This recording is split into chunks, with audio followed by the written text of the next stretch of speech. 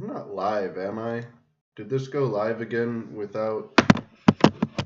I think I am. My OBS has been acting weird, and I'm sideways, too. Fantastic. What the hell's going on here? What's up, fellas? I'm struggling right now. I'm still sick, so I'm struggling because of that, but also just tech issues. Things are not working the way they usually work for some reason. I have no idea why I'm sideways. And when I rotate, it just keeps making me more sideways. I've even turned rotation off on my phone, but it's still rotating. Yep. Let's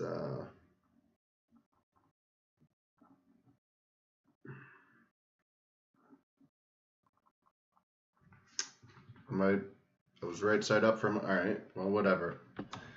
Guess I'll just be like that today. What's up, fellas? I think I'm live. I'm not really sure because I usually have to click another button to go live, and I didn't click that button, so I don't know 100% if I'm live. I guess I'll check by going to YouTube. No, I'll just act like I am live. So what's up, fellas? I don't know if you watched the short. I've had a sinus infection all week, and it has taken a serious toll on my mental abilities. Like, I tried to do some research this week, and I was just completely unable to retain anything at all. So I don't have a whole lot prepared for you. I do have one little thing I want to talk about, a little news update. And I wanted to address some of the stuff I was saying last week, specifically about the XY chromosome. If you have... One of the common themes is that gods came down and impregnated women. Okay, that's found throughout many different religions, many different myths, all throughout the world in ancient history. And so if a male god comes down and impregnates a woman, and they have a son, that son has that god's Y chromosome. The only way to guarantee the long-term lineage of that god is by having a son and keeping that patrilineage line alive, because every time that father has a son, he passes down that Y chromosome that he got from the god, and you can keep doing this over and over and over again. Whereas if, let's say, God comes down and they have a daughter, that daughter has the god's X chromosome, but the children that daughter has only have a 50% chance of getting the god X chromosome. So there's no guaranteed way of passing down that lineage through daughters. Maybe for one generation you'll be able to, maybe even for a few generations, but there's a 50-50 shot with each child that comes after that. So the only way to guarantee it is through that patrilineage, that father to son bloodline. And then this is going to be a really short stream, unless anyone has anything they would like to call in with, because I only have one little thing prepared to talk about, and it's a really cool thing. As my slow computer pulls things up.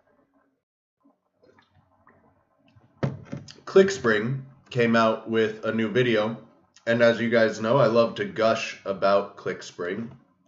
They're an absolutely fantastic channel. My computer's being extra slow, extra tech issues. Rough day, here we go. So, in this video, he is creating the world's first precision lathe. He's reconstructing what he imagines was used for the Antikythera mechanism.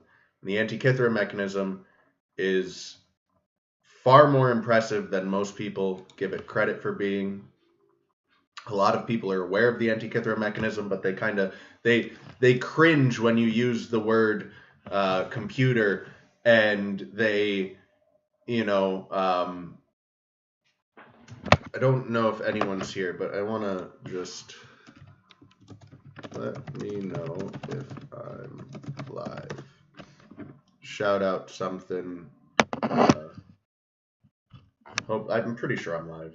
I know I'm live. God, dude, my brain's still. I found the button. My brain is still very very foggy. It's not functioning at top form. So, as I was saying, and the ClickSpring guy, in his reconstruction of the Antikythera mechanism, he's come to the conclusion that some of the parts require a level of precision. As masterful of a craftsman as he is, as beautifully as he's able to make these pieces, he goes, I just can't do it by hand. With hand tools, we need a lathe for the degree of precision that's required for some of these parts, which also talks, towards just how unbelievably impressive this Antikythera mechanism was, just how impressive both in craftsmanship and in design and everything. I mean, this is an absolute masterpiece, this Antikythera mechanism that was designed roughly 2,500 years ago from ancient Greece. And this is using metal, obviously, but I have to suspect that something along these lines was also used for the ancient Egyptian vases, the pre-dynastic vases that have error margins that are less than the width of a human hair. It's not just a single radius that is perfect. It's every single radius all the way throughout the changing, form of that vase from top to bottom. Absolutely zero imperfections, at least not any greater than the width of a human hair, which just isn't possible with hand tools. Regardless of what anyone wants to think, it's just not possible with hand tools. And so they had to have something like this. I don't know, supposedly they didn't have metallurgy back then, but I wouldn't be surprised if they did. It isn't difficult for me to imagine some prodigy, some genius coming along and creating tools like this, creating metallurgy even, and passing it down through, a family, or potentially even teaching people outside your family just through business, but keeping it secret, right? Passing these techniques down, and then these techniques being lost, whether due to war or just the family died out. Any number of things could happen. But I don't know if you guys are familiar at all with a channel called Primitive Technology. He's a YouTuber. He goes out into the middle of the woods and he creates primitive technology. And he's been doing this a long time, and he's gone all the way through the Iron Age. And he goes out into the woods with absolutely nothing. He doesn't even wear shoes. He goes out with some shorts on into the middle of the woods. He builds a structure. He builds, all this primitive technology. And like I said, he's taken it all the way through the Iron Age. And he has a blueprint to work with, right? He has a roadmap to follow. He's not inventing these things from scratch. He's taking things that other people have already invented and recreating them. But it is, to some degree, demonstrating how, in the same way that these ClickSpring videos are, how you can go from zero all the way up to pretty high technology.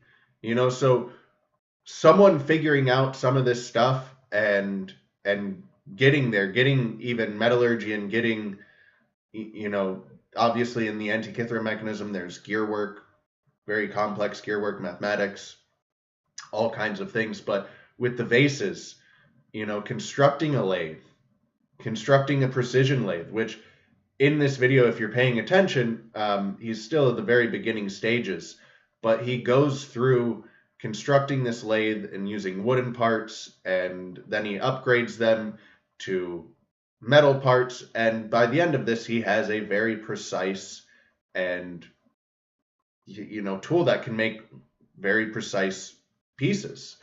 Um, and so you see him casting this metal in fire. You see him working from scratch, from nothing, up to the point of having a high precision tool. And so you're combining like just kind of those ideas that you're seeing with primitive technology and with the Antikythera mechanism. Yes, these people have roadmaps. Yes, these people are recreating and not inventing. But the idea of a prodigy coming along and figuring this stuff out isn't something that I write off. It seems a lot more likely than those vases being made with stone hand tools. I mean, it's absolutely impossible to make those vases with stone hand tools. Again, that less than the width of a hair across the entire surface, across every dimension of that vase, it's just not being achieved with hand tools. So really love ClickSpring, really love his work on the Antikythera mechanism. A lot of people have heard of the Antikythera mechanism. They've probably, some of them have even read about it and done research, but a lot of the information out there is just very poor information. You'll be told that it is a relatively simple machine. You'll be told, oh, computer is kind of an exaggeration, it's hyperbole. It's absolutely not. When you look at the work that ClickSpring has done, really going back to truly reconstruct it and break down every single function and determine the function of every single piece of this device, it's incredibly complex. It's incredibly sophisticated. It absolutely is a computer in every sense of the word. And yeah, let's see what these chats saying. You're live to me, man. That's good. You're pro Kythera. In carpentry, the amount is called a cunt hair. Yeah, so I mean, to be within less than a cunt hair across the entire breadth of the object, and it's these complex compound shapes with the vases, it's just not possible with a hand tool. Something like this was utilized. Whether they were using metal, it's difficult for me to imagine them getting, within a cunt hair without using metal, just because wood has give, all these other materials, stone. I was trying to think if it would be possible to make a lathe like this with stone and not any metal, and I think maybe potentially it is. I'm not too sure, but yeah, I think metal was very likely. It's not an absolute, but I think metal was very likely. I think it's far more likely that they did have metal tools. They clearly had a lathe or lathe-like machine. And this video is a little longer than I thought it was. I'm going to speed it up in the background even more than he's got it sped up right now. Because I think it's a pretty cool video. I mean, it's just taking you from zero all the way up to a high precision machine that can make high precision parts, which is really, really cool because if you were here from the beginning, he's smelting this iron and pouring it and forming it. I mean, he started with nothing. Anybody, I guess you would have to mine the ores first, but assuming you had the ores, this requires, everything he's done is technology, modern technology free, right? He's doing this purely with things the ancients could have had. In this case, ancient Greece, but I am positing that the ancient Egyptians that were creating those high precision vases also likely had technology along these lines. You can attest to that fact. The color dictates precise amount. Is red the thinnest? I don't know. Oh, thick black, thin blonde. Right, so thin blonde and red, I imagine, would be the thinnest. It's pronounced Vaziz. Guess Jesus set the carpenter's curriculum well. Harder does scratch less hard.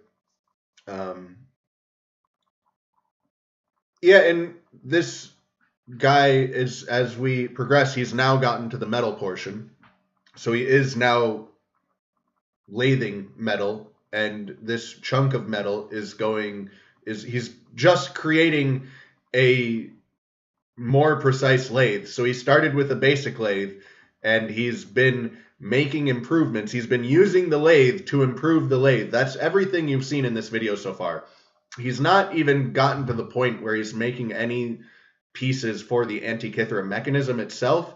He has purely been using this lathe to improve this lathe. All of this time put in, he's sped up the video, I've sped up the video, and we're like 10 minutes in here, and he's cutting out a lot of parts. I mean, a lot of time and work is going in just to create this lathe, just to create this one tool. If he didn't get the ore himself and get metal from that, he's a pussy. He might be a pussy, but he's an extremely talented one, because I don't think he mined the ore himself. But this guy's obviously an expert craftsman. I, for a long time now, really, really, really would love his opinion on these vases, because everyone talking about these vases, they're not, generally speaking, master craftsmen. They don't actually know what they're talking about, unfortunately. And so I would love to get the opinion of someone like Clickspring on those vases, because he quite possibly would be like, well, here's how I would do it. Here's how, with the technology. Maybe he would even be like, yeah, you don't even need metal. You just need these tools here. So I don't know if we ever will get his opinion, but I would love to.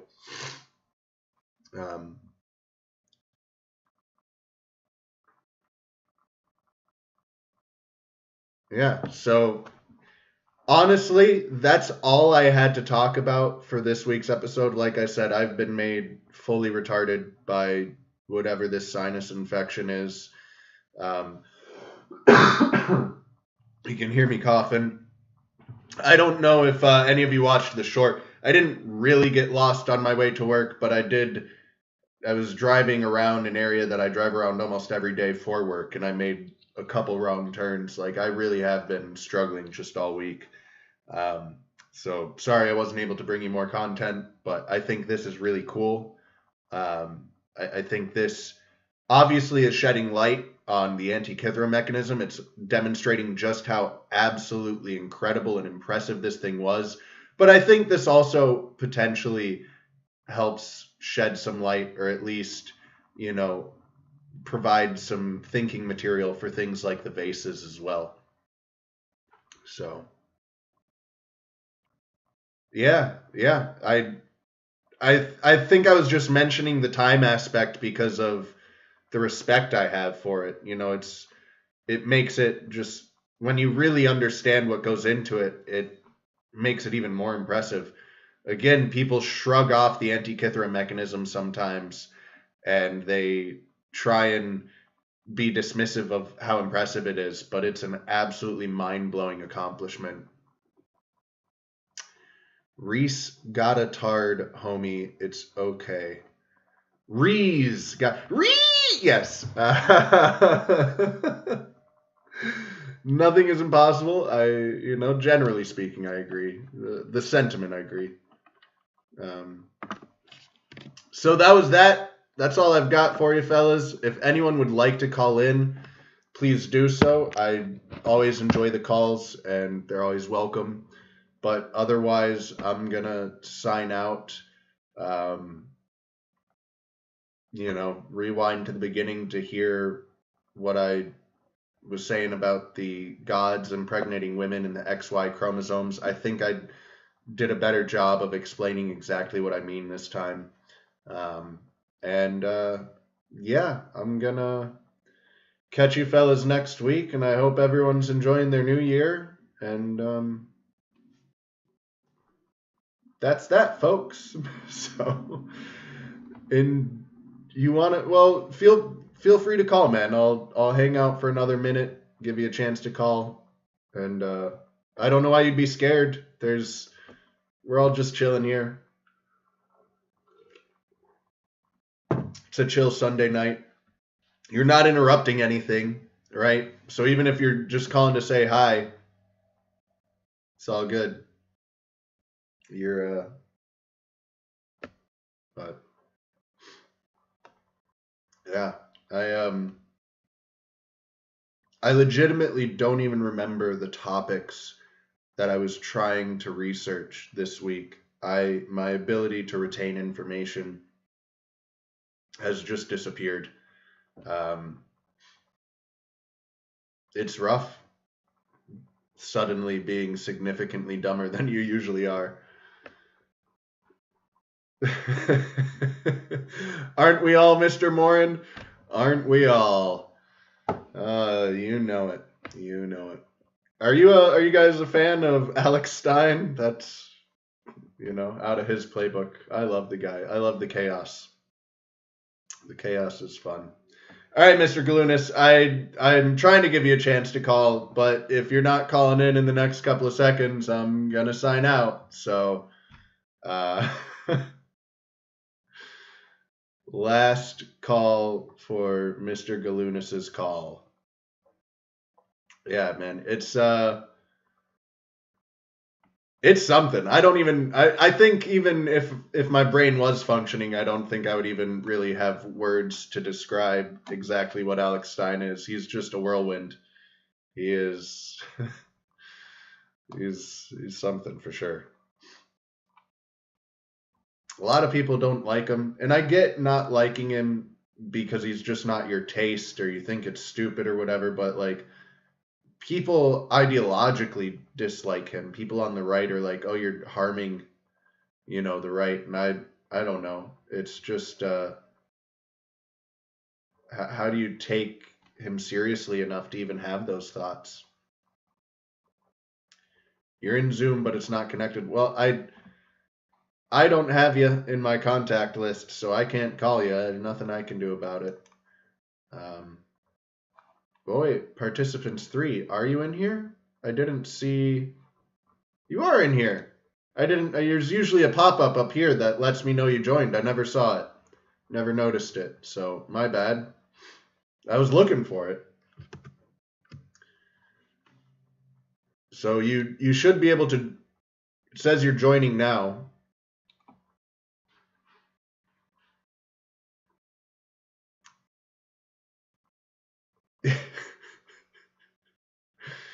Yeah. Slav, man, I always enjoy your comments in Danny's streams. You post some good shit. Good to see you in here. You're right at the end. I was just signing out, or there we go. Mr. Galunas was trying to call in. Let me unmute myself so that you can actually hear me, Mr. Galunas. All right, you should be able to hear me now.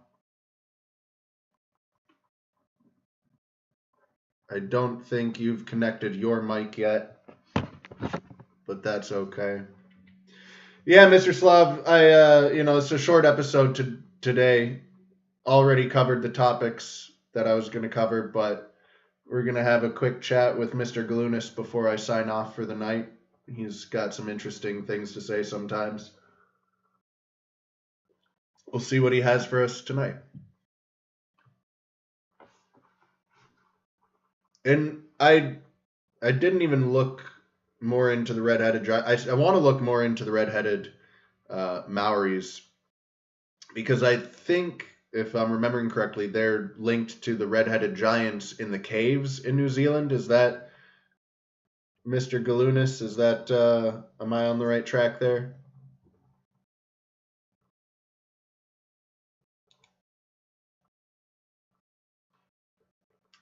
I still haven't seen your microphone icon pop up, so still can't hear you. And I know I messed this up a lot, but I don't think it's me this time because there's no microphone icon. How do you turn on my mic? The History Homos pod. I am not familiar, but I'll look them up. I would love to guest on someone's show. Even more so, I'd love to get some guests on my show. I don't really know how to reach out to people to do that. I'm not sure how that's done typically, especially since I don't have a Twitter. But no, I'll look up the History Homos Pod. I've never heard of them. Yeah, you still don't have your microphone on, Mr. Galunas.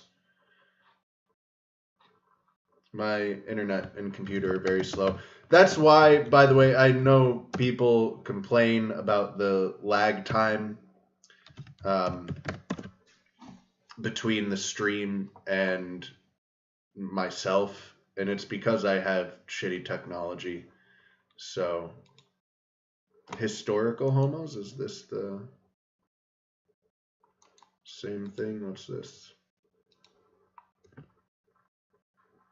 Or is this some propaganda? This is fucking propaganda bullshit. Fucking fuck off. History Homo. Scott and William put aside their continental differences to teach a history lesson to you and hopefully a guest each week in their attempt to come to a greater understanding about history, ideology, and current affairs while having lots of laughs along the way. Support them spot. That sounds exactly up my alley. Because I'd love to come at them with some alternate ideas, and I'd love it, honestly, genuinely, if they have like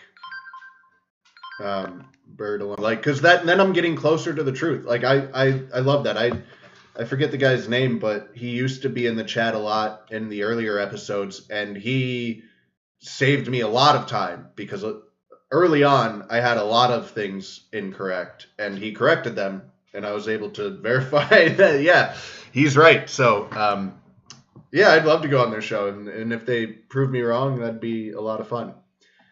Mr. G, I'm giving up on you. Your mic just hasn't turned on yet, so I wish I could take your call. It's not working. My dogs are whining at them. I haven't given them dinner yet. I usually feed them a little early. I usually feed them before the show. So I'm going to sign out. Thanks for tuning in. Thank you for the recommendation, Mr. Slav. I don't know how to go about being a guest on their podcast, but I'll look into it. I would like that. I'll listen to an episode and see how it is. And dude, it totally just changed. Can you hear me now? Yeah. Wow. Yeah, I can hear you. Okay, now. So I don't know how to turn this thing on ever, man. It drives me crazy. So I don't even know what I did that. Just so you know. So I'm glad that you enjoy this. You briefly turned it off again, which is why I started laughing. Oh, is it back on now? It came right back on, but yeah, for a second it was off again. I'm not touching anything. I'm just going to leave it just like this then. So, Holy, are you on your phone? Almost a boomer. Yeah.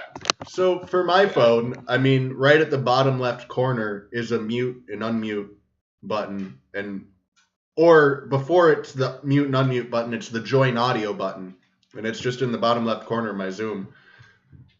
Oh. So I don't know if that's the same for you. But. I don't know. I have no idea. I've never seen a mute and unmute button ever. There's like a tap to speak thing, and then there's like 3 different pages and nothing. Yeah, I don't know. But what you calling about, man? What's up?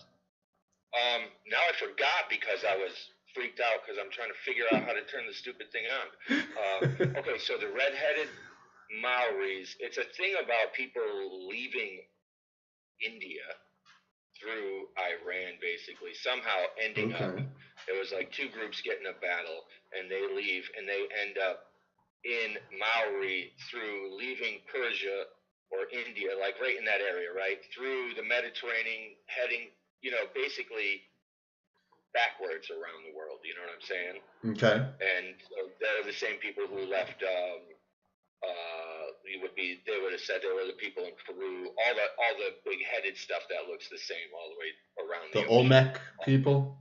Yeah, and then the people in Peru.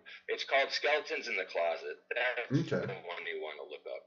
Yeah. And Betty talks all about it. It deals with like the Iranian thing, the white red-headed people they find all over the world. From the Caucasus Mountains? Places. Yeah, that's basically what she's talking about, right? I don't have like a map near me, but I think that's what she's talking about. I think so. I mean, that's, yeah, I think so. I think that's the general area, right? Where's the Caucasus? I mean, generally speaking, we're talking about like India and Iran. How close are they? I can't see the map in my head. Can you pull a map up? Yeah. Oh, I can't see it anyway because I'm scared to freaking change my my thing, my menu or my page. Let's see. Whatever you kids call this crap, I don't even know. When I was a kid, we had tin cans and freaking string. This shows Afghanistan over there, India. Let's go to map. How close to Iran is that? Well, India is, there's Pakistan in between Iran and India. Okay, yeah. So it's a general area, right? Yeah. And so basically they escape and they, one way or the other, basically circumnavigate the entire globe, end up in New Zealand. You know what I mean? I think they go the long way though, right? Because they could have just run down the bottom of India and scooted over, but they go backwards. And that's what her story is. She takes some DNA test in the thing, and it proves that she has it. She's a really light-skinned woman. She's New Zealand, like Indian, you know what I mean, for lack of better term.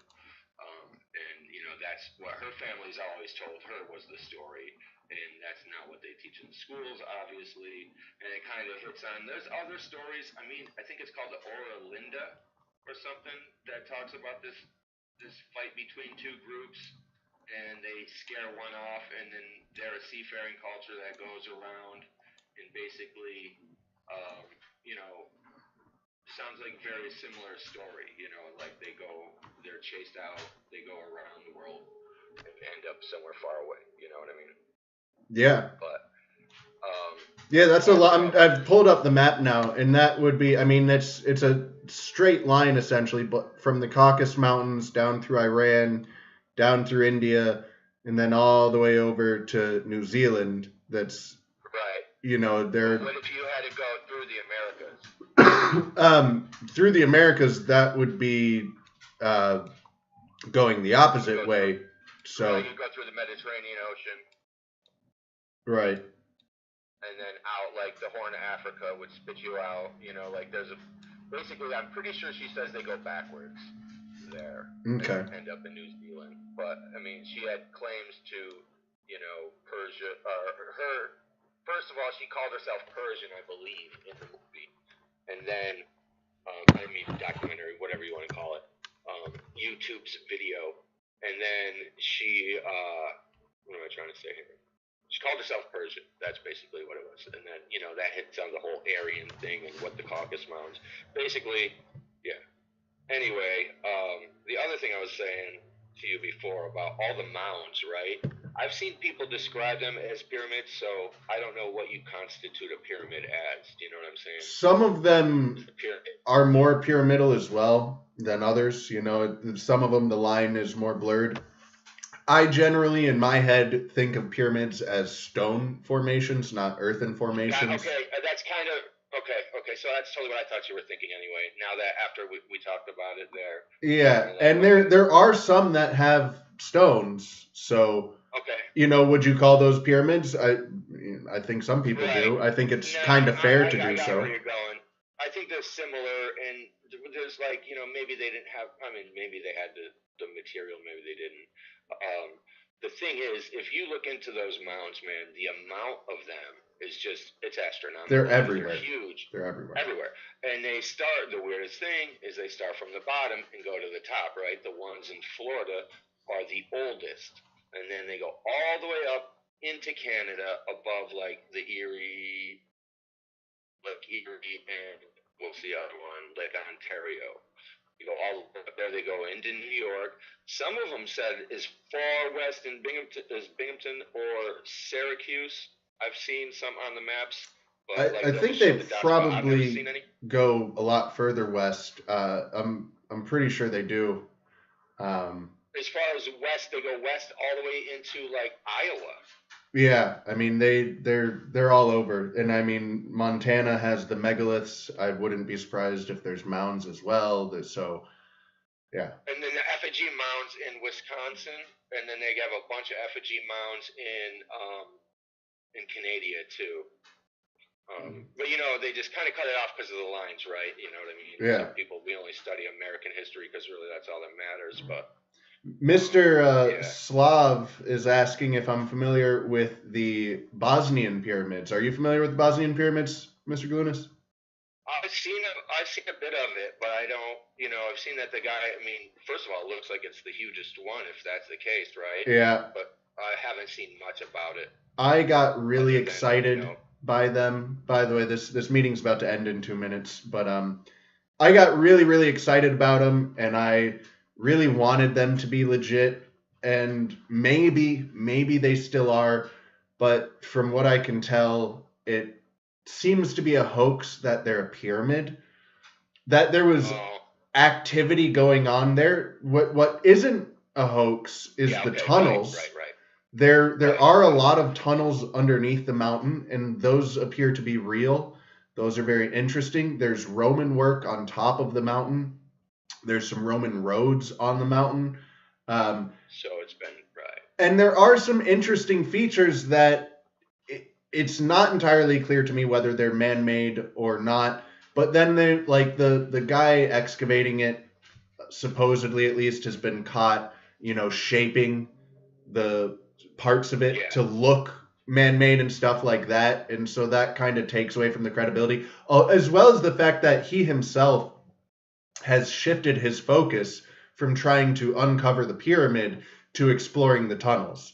So I just went to Mammoth Cave, right? And the lady basically tells the whole story of the cave wars, where it was the first thing she said is like, you're paying us $20 to take you down into a hole in the ground that people have been paying us $20 to take them down into for a couple hundred years now, and so the tourist part of it is definitely a thing. And even if it has some historical attachment to it, which if it's got Roman roads on it, they've been using it that long, right? So whether or not it's a pyramid, but it's a lack of a better word, I guess, a historical relic, right? The roads and the remnants. I don't even know what you call that. It's an archaeological site, right? Archaeological site, yeah, that's a good. Yeah, term. But it's not necessarily a pyramid per se. And, right. And there's a lot of money to be made to make these things into something, that for sure. Yeah, and the Zoom meeting just ended. If you want to continue, Mr. Galunas, let me know. I'll relaunch it. In fact, I'll just go ahead and relaunch it, and you can join if you want. But yeah, as far as money, absolutely, this guy has massively boosted the tourism for Bosnia. Like it's been a massive tourism boost. People still go there today. The tunnels are claimed to have healing properties. They are. Let me post this invite link in the chat here real quick so Mr. Galunas can rejoin if he wants. But yeah, they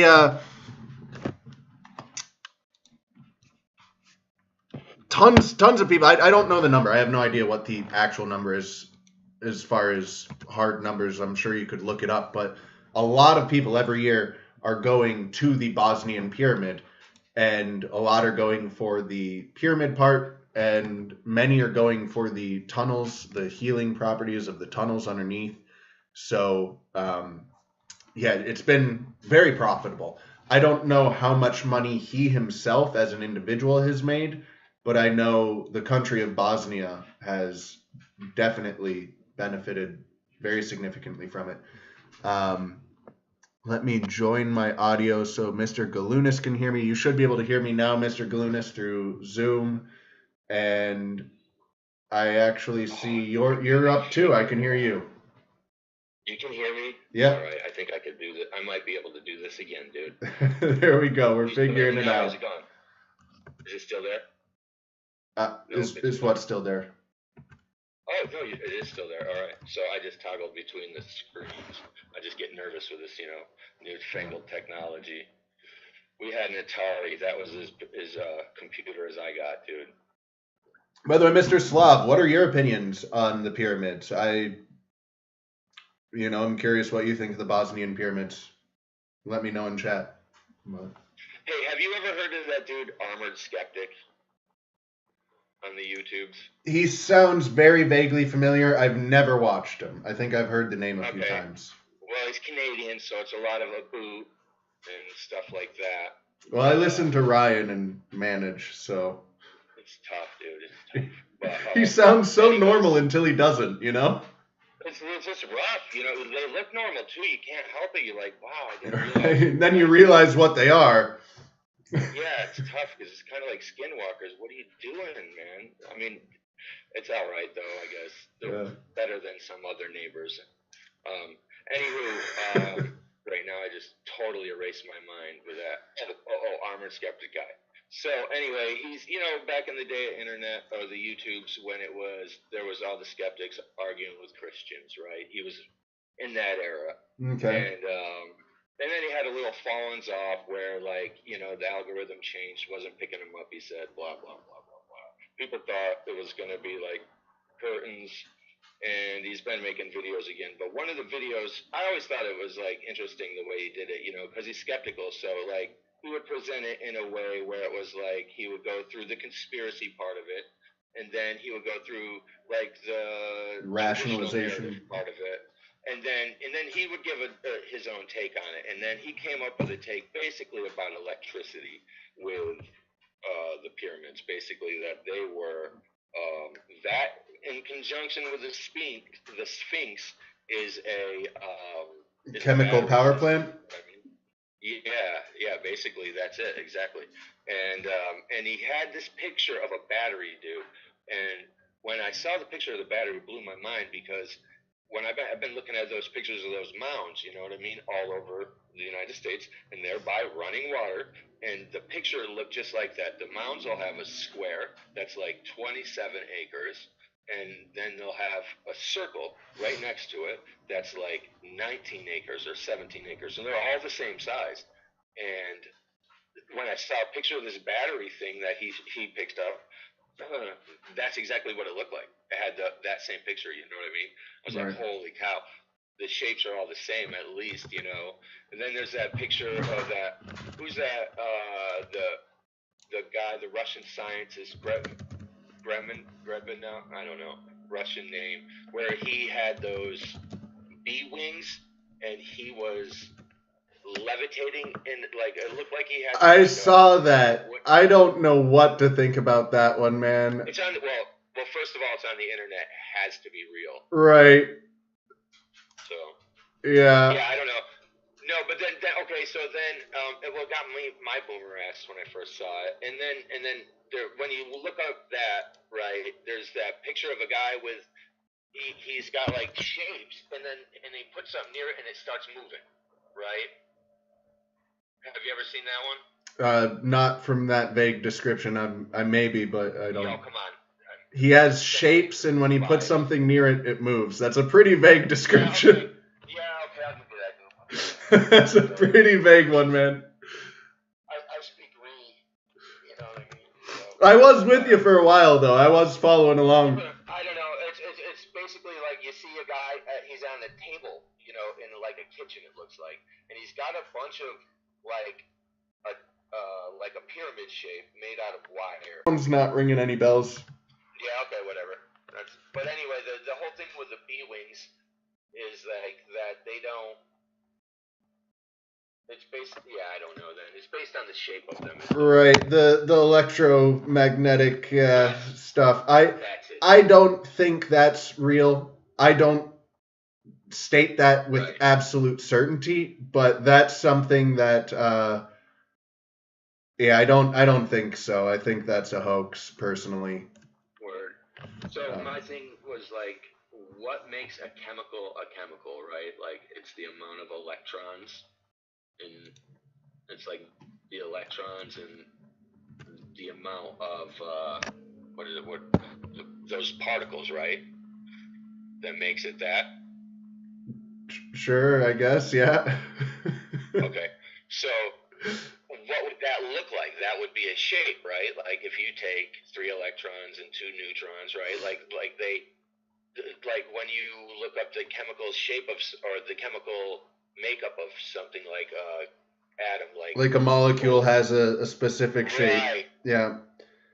Right. I think the forces of molecular forces and things that like a shape you're holding and such are completely different worlds. Different.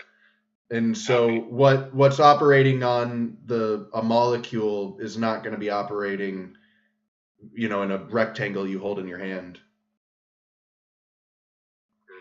Right. I copy that. I got you there. That makes perfect sense. Yeah. So you were talking about. Totally ruined my whole world now. Sorry, but I mean, hey, I'm not even claiming that what I say is true. It's just, it's just my opinions. I don't think things work that way. But hey, I've not done these tests. I've not proven it for myself. So take that as you will. It's just an opinion. But you were talking about, I think, Armored Skeptic, and and I like another channel called Mr. Mythos, because he takes a similar kind of approach where, he presents both sides, if you will, and then shares his opinion. And he does some really good research. His most recent video was about ultra-terrestrials, which is the idea that all of these aliens, all of these demons, and all of these sightings and weird things that have happened throughout all of history are all the same thing. They're actually these extra-dimensional beings that have been messing with humanity from the start, kind of like the archons in Gnostic religion. And I thought it was I think all of his videos are rather interesting, but I thought it was rather interesting, especially since I was talking about all of these last week, about all these different beings coming down to Earth and imparting knowledge and wisdom and civilization. Right. So the other thing with that too, the archons thing, what was that? Jacques Vallée, the UFO researcher, basically states it in the same way, that it's not necessarily physical things, and it's extra dimensional, for lack of a better word, right? Like, what did you say again? What'd you call it? Yeah, I think extra dimensional is what I said, or interdimensional, or something like that. Right. He calls them extraterrestrial. So they're of Earth. They're not from outer space, but they're also not of Earth because they're like interdimensional. So extraterrestrial is the word he uses. Extraterrestrial. Right. Okay, that makes sense. Yeah. Right. And it's one of those things that no one can really prove any of this stuff. So it really is just what you prefer to believe. And I'm quite open to this idea. It certainly works well. It works better than a lot of other ideas, but I wouldn't ever insist that it's true. I wouldn't even say I strongly believe it's true, but I'm very open to it.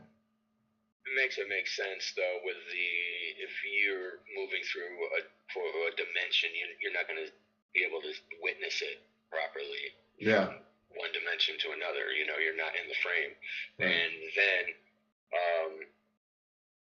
it also would account for all of the weird accelerations and turns, right, that these things seem to make.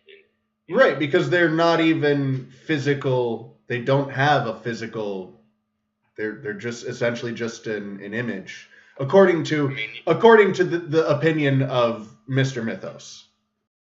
Right. Which is funny because it does sound a lot like you said with the archons, and even in the Bible, if you think about what an angel would be, or even right, and there's a bunch of different descriptions of angels, and that was one of the points that he makes in this video, is that you have all of these very weird descriptions throughout all of history of these weird interactions, and almost very rarely are they described in the same way. Like even angels have different descriptions depending on who meets them and when. And so it's like they're these thought beings, essentially, that take whatever form they believe will suit them best to accomplish their current goals, rather than having a fixed form at all. And that's why even the UFOs, like there's a bajillion different types of UFOs that people see and all of that. So. Well, and before it was UFOs, it was, the flying machines that they were all seeing, right? Yeah, and he talks about all that. Yeah, I really enjoy Mr. Mythos's videos. Mr. Mythos. Yeah, some of his videos are pretty relevant to rewriting history, at least tangentially. But all of his videos are fun because they're just well researched. They're on obscure topics. He does a lot of religious videos. He's got some of my favorite religious videos. His Was Yahweh a Dragon is a fantastic video. It's one of my favorites. Right on. And yeah, it talks about the biblical God being a dragon. Oh, wow. Yeah. Oh, that's wild.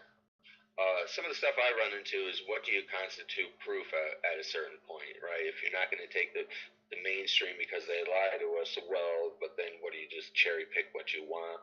You know what I mean? Like, how do you pretty much. decide, I mean, why not? Why not? Well, then, because then the evidence, it can change, right? I mean, you don't have what constitutes proof, right? I mean, yeah. It's tough. Well, because that there's problems with all the stuff, like you said, with the aging thing, the way they age things. You know what I mean? Like how many times in your life have you had something that you believed without a doubt, an absolute certainty, you know it to be true, and then at some point you changed your mind and realized it was bogus? Because that's happened to me a lot. So I don't know. I try to progress through life now, clinging. To very few things do I cling with absolute certainty to anything. Absolutely, I got you there. And I lean towards a lot of things, but I try and keep a very open mind. As much as I disbelieve flat Earth, I don't even fully write off that. It's like I try and keep a very open mind, and so. Look, I knew my great grandmother. Thinks she knew her grandmother, right? Like, that's as far back in history as I can prove, right? It's like maybe 150 years, So beyond that, it's sketchy, right? Did we just come out of a cave? I have no idea. I can't really prove that, right? So it's very little that I can actually prove, like you said. Right? Yeah. I don't know the math behind the flat Earth. It really don't matter if it's. I'm not getting out of here. You know what I'm saying? Yeah. So it doesn't matter to me. Yeah, you're gonna spend all your time here on this Earth, whatever shape it's in. So. Exactly, and me not knowing it makes little to no difference. My part is like, I can't believe the amount of people say, well, I'll ask them, like, because they'll think it's such an absurd idea. I'm like, well, you can't prove it. Like, a few people go on beyond saying, oh, well, they give you mathematical equations and crap like that, right? Very few people do that. They're just like, well, everybody says so, like, I'm like, well, so but you can't prove it. Like, you shouldn't say it, at least shouldn't say it like that, You should say it more like, I don't know, instead of, but they just take it as authority, Yeah. And it's a very strong force that you can absolutely, actually go out and test. And if you dedicate yourself, obviously there's some of it, but like, no one person can prove all of the truths of the world. And so you have to rely on this authority, or at least the instinct is most people don't want to walk around life going, yeah, I don't actually know anything about anything. So they rely on the authority of others and they go, yes, I know everything about everything. They know it, therefore I know it. I just have to repeat the right words. It becomes this dogma in religion of, I know the right words to say. It doesn't matter if I actually have an understanding of what I'm saying or how it works. I know the right facts. I know the right words. I'm in the know. I can just pass off all of the burden of knowledge and truth onto others. And that's much easier for people. So that's why I say Ree's got a tar, dude. Yeah. Ree's got a tar. And that's why I say I respect the shit out of flat earthers. I make it a point to say that all the time, and I really genuinely mean it. I disagree with them and I respect them deeply. The other thing I really think too with that is that people really need to be told what to do. Like 2 out of 3. The majority do, yeah. Need to be told what to do. They need to be, like, they don't possess. They look to the group and see what they're doing, and they say that's what we do. You know what I mean? They can't. as much as I hate the so-called elites for the way they view people, I can't deny that they're right about a whole lot of them. You know? No, they're not wrong. Like so many people just like they literally look to everybody else. They will, you know. I mean, what's that? All those like the Milgram experiment and the one where they come in and they shock the person in the other room and kill him. Yep. You know, if you watch that guy, he says that he didn't think it was his fault because you told me to do it. He didn't have any. They will not only kill you if somebody of authority tells them to do it, but they won't feel guilty for doing it. Right. I mean, if you remember COVID, man, I remember I had a lot of personal experiences, but like at one point I went in for a doctor's appointment and the doctor was straight up giddy at his ability to deny me medical treatment because I wouldn't put a mask on. I mean, it made him absolutely giddy to do that. And I'm like, you're a doctor. Even if you do have to deny someone treatment, like you should probably feel bad about that, not fucking giddy, you goddamn cunt, you know? So. All the people who would be locking the door on the paddy wagon, taking you to the gas chamber, dude. I just want to be there first to build it because I'm a kind of tall dude. I want to have room in there for myself, you know what I mean? I want to be hunched all over. Yeah, it's scary because it can take over at any time, and it takes so little to push people to that point. You're like, oh, that would never happen, and then it happens so fucking quickly and easily. Quickly, right. In 2 years, like this was the best lesson you ever had in your life, as scary as it was, you know. Yeah. Lord. All right, man. Thanks for calling in. Yeah, too. I'm gonna go lock up my chickens and feed my dogs. My dogs have been whining at me for the last 30 minutes. So. All right, dude. Take care of them chickens later. Yeah, you too. And goodbye to everyone else. That's my sign out. Check out Mr. Mythos if you like some well-researched, fun videos. And I will catch you guys next week, hopefully with a real episode. Hopefully I'm feeling better and can do some research and, present something for you guys. So,